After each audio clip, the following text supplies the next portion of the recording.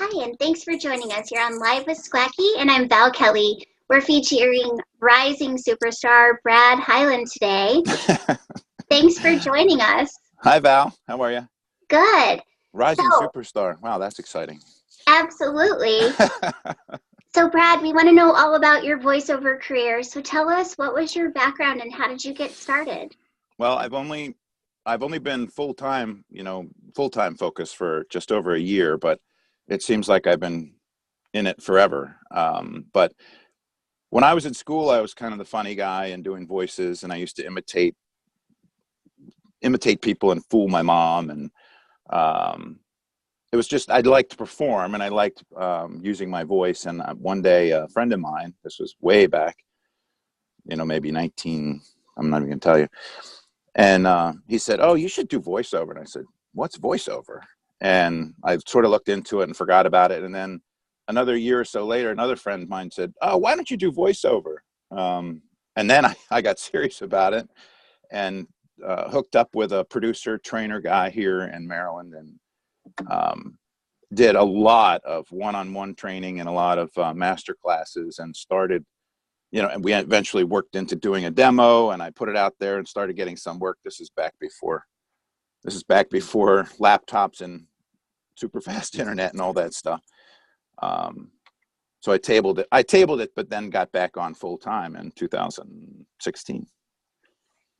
Wow, that's an awesome start to a career and such commitment to go forward with it and decide to do it full time. That's amazing. Well, I was on a bike ride with my wife, and this was early 2015, and she's known forever, this is all I've wanted to do. And she just stopped, just we came to a stop, and she goes, "You know what?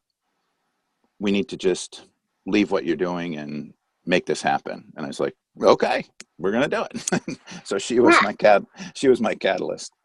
that's awesome. It's really important, I think, to have family support during a career like this because Yeah. you need the encouragement and the understanding, that it needs to a certain extent, especially with a home studio, it still needs to be quiet in your house to a certain extent so that Yeah. you can get done what you need to. So that's awesome that you have that family support. So what And would she's you very say? she's very good at keeping the two dogs quiet when I'm recording. Oh, So that's good. Yeah, we just got a new puppy, and that's been my challenge. Is although he doesn't bark a lot, it's just getting the time to actually get into the booth. So yeah, all it takes is that one bark in the middle of something that you don't hear. exactly. You don't hear it when you're recording, but then you're going back and editing, and you hear a little. It's like, Yeah. oh. And then you're like, take two. Yeah. Good. All right. So what have you learned over the years of being in the industry? Wow.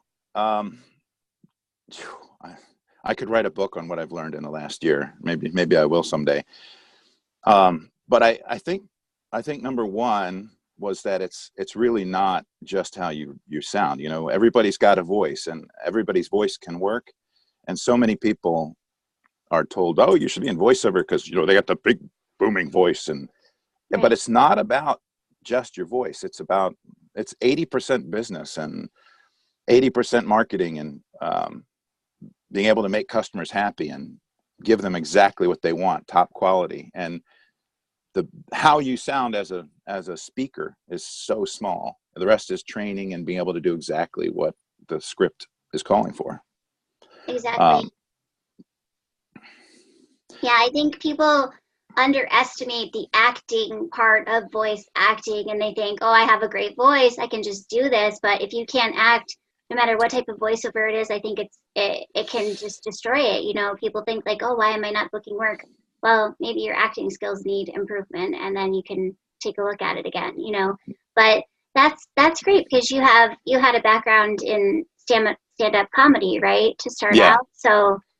Um, so that definitely helps. I think people, underestimate the importance of improv and the ability to, perform in front of a group of people, even though with voiceover you're behind a microphone and a lot of times you're yeah, not in front of live people, but you're still going to you be are, a lot of you times are. in front of people, casting directors and people that are Hmm. directing you, so that's still really important to be able to do things on the spot like that. Yeah, I've seen people who have never been in front of a crowd speaking or performing, and being in the studio in that setting the first time is just like it destroys people. But I was a the frontman for a rock and blues group for like 8 years before I went full time. So being on stage and performing, and that wasn't the problem. So now when I do have a directed session, about a month ago, I had a session with a customer in Norway, Sweden, 2 people in the UK, 1 in Canada, and 1 in Milan. We were all on Skype. Wow. Doing a session, and the best way to handle that was just, I sort of took control of it and said, hey, this is what I'd like to do. How does this sound? They were like, oh, that sounds good to me. Let's do it. And we were done. It only took 18 minutes. It was really fun. That's awesome. So tell me your 3 to 5 keys to success. Like, how do you make your voiceover career shine? What do you do that maybe other people could do in their own career to make it more successful? Well, I think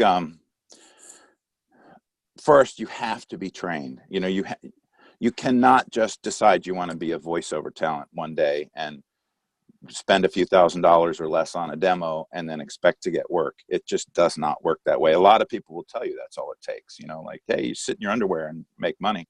Right. You have to get training, and you have to get the coaching and be able to act and be able to do exactly what the script is asking for. And once you know how to do all that, then you have to be able to provide broadcast quality sound every single time, whether it's a 3-word, you know, tag or a 5-minute narration. It has to be perfect, pristine broadcast quality sound out of your home studio, if you're doing it at home. Right. So coaching and training before you get a demo, make sure after you have the skills and you can do it, quality on the demo is really important too. Right. But being able to produce what your demo says you can do is super important. Yeah.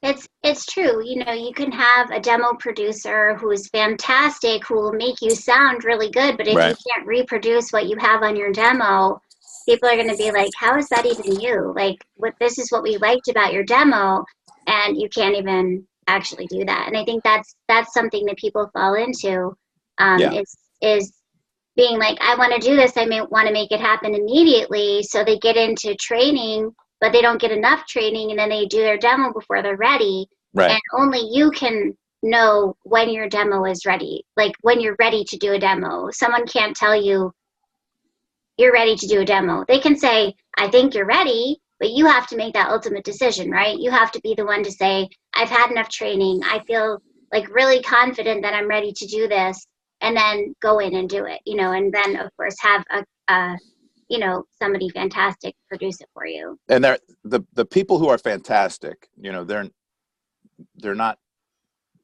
cheap is a bad word. They're not inexpensive, but they're worth every cent that they charge you. And the people that are really good will not even do a demo for you if you're not ready.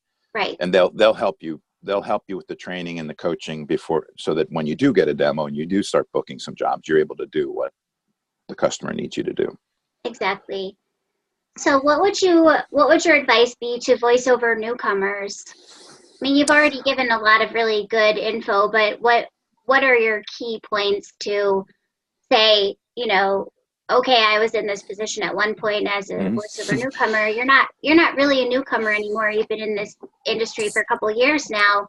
You've been to a lot of training. You've been, you know, booking work on a regular basis. So what would you say to people that are just starting out?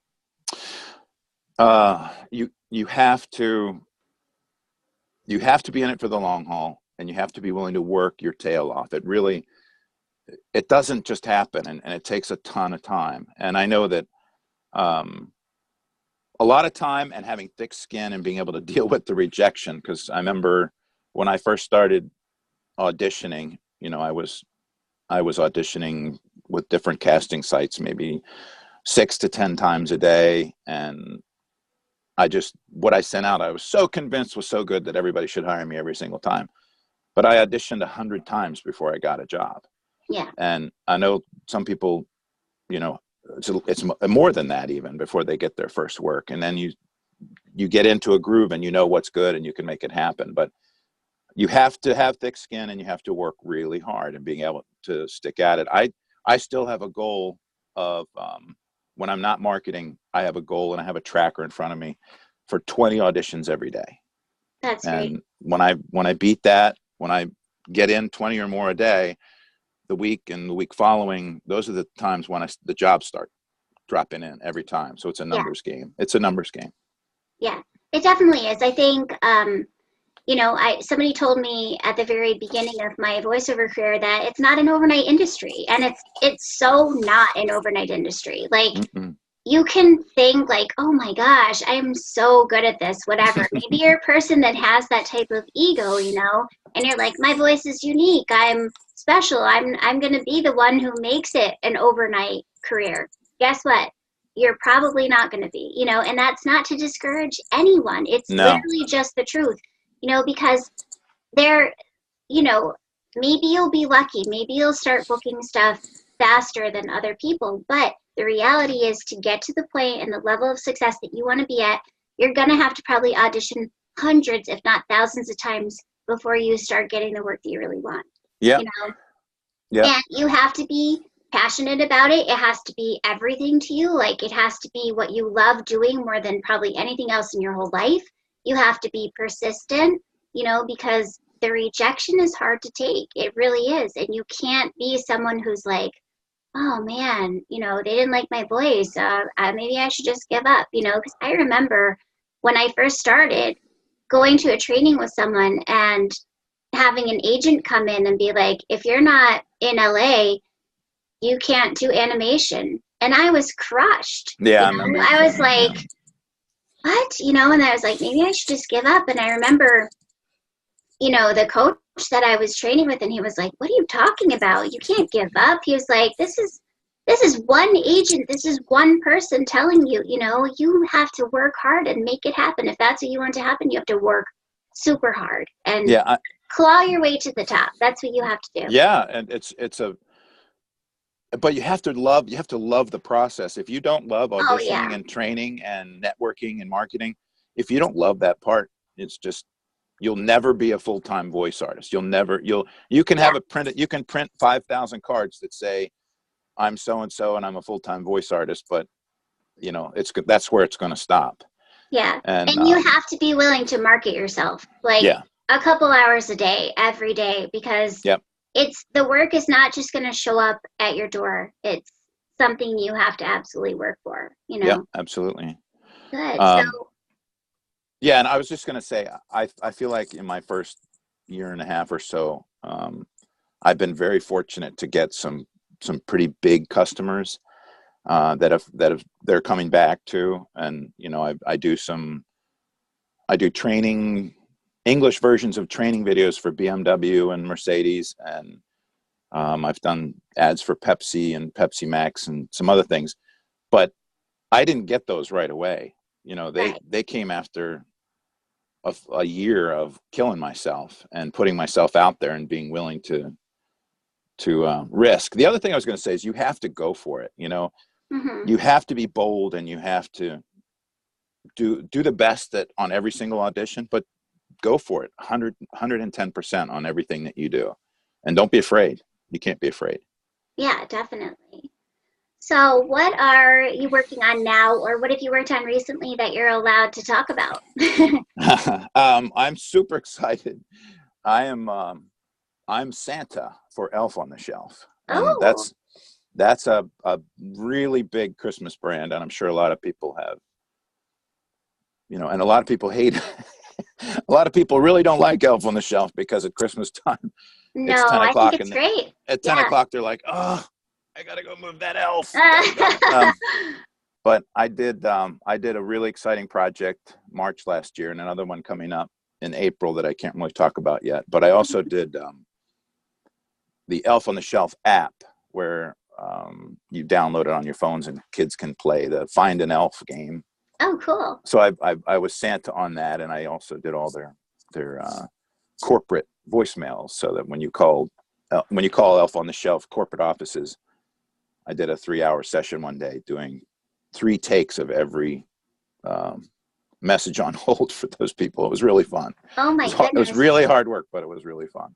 Yeah, that's amazing. That's so much, you know, so many good things to be proud of. And you know, having had the chance to work with you on some trainings and to meet you at, you know, the Mid-Atlantic Voiceover Conference that you attended, it's been such an honor and a pleasure to get to know you over the last couple of years. And Same here. what are some trainings and workshops that you're planning to attend coming up, and why? Well, I'm coming back to Mavo in this November. I'm all booked and excited. The first one I went to, not last year, the year before, that was my first conference, and that was my first experience with spending time with people in the industry. Unbelievable training, I'll never forget, and networking and learning and feeling like I walked out of Mavo that first time, and I remember that even the very next Monday when I got back in my home studio, I felt different. I felt like more of a full-time professional just because of what I learned at that conference. And I'm really looking forward to this one coming up. That's great. Well, we're so honored and excited that you're coming back to our conference, taking place on November 9th, 10th, and 11th in Herndon, Virginia, at the Westin Dulles. This is my little plug time. But we're really, really excited. We have Kari Wellgren as our keynote speaker, and it's just going to be an amazing opportunity for people to come in and, you know, do these small breakout sessions, especially with 12 to 15 people. And just I think, you know, the hands-on aspect of it, of just the amazing trainers where you have the chance to work one-on-one with them for a period of time. And really, it's small enough that you get to talk to everybody. You know, everybody gets to have a chance to talk to each other over those, you know, 2 and some odd days, you know. And I'm really looking forward to it. I've put a lot of work into planning it, and I'm really excited that you're coming back. Yeah, it's going to be a highlight for my fall. That's for sure. I can't wait. I'm trying to tell lots of people to come, friends that I've met in other conferences and stuff. Awesome. Well, thanks so much for your time today, Brad. We are so happy that we had the chance to talk to you, and we look forward to seeing everything you do and hearing, obviously, everything you do. I really am thanking you for having me on. This is kind of fun. And if you have a way to reach out and have people that want to have questions, or if they want to contact me, and I can just tell you what I've learned, no problem. Absolutely. So tell us your website, Brad, so that people can check it out. We'll put a link to it. Okay. It's just American Voice Power. Okay. And you can link it up and check me out and give me a shout. Absolutely. So if you'd like to book Brad for some voiceover work, you can check him out at AmericanVoicePower.com. And we'll put the link in the bio. And thanks so much for joining us on Live with Squacky. And we look forward to seeing you the next time. Thanks so much, Val. It was fun.